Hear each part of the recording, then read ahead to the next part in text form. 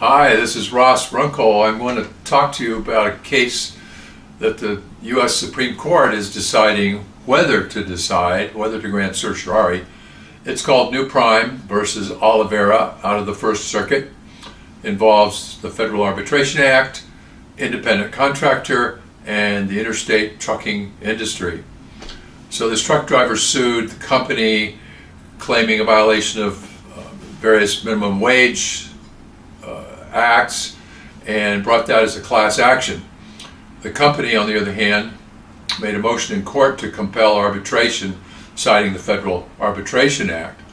Now, the Federal Arbitration Act requires enforcement of arbitration agreements, but there is a big exception. The big exception is, and let me read this, contracts of employment of seamen, railroad employees, or any other class of workers engaged in interstate or foreign commerce. Now, this person was an independent contractor and was claiming that the Federal Arbitration Act did not apply. And the First Circuit said, well, gee, it says contracts of employment, so let's go back to the dictionaries that were on the shelves back when the Federal Arbitration Act was enacted, which was 1925, and let's see what the dictionaries were saying.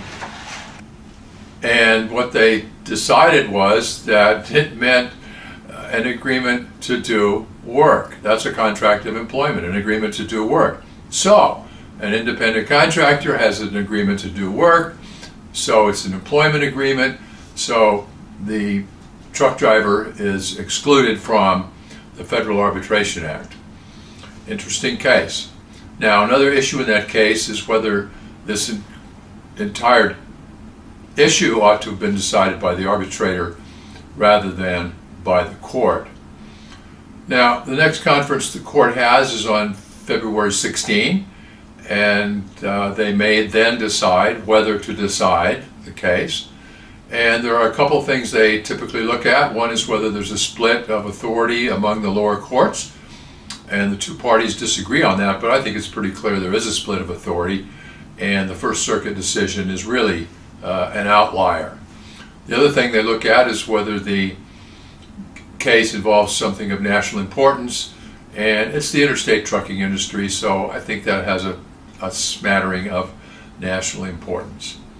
So we'll wait and see what the court does, and I thank you for watching.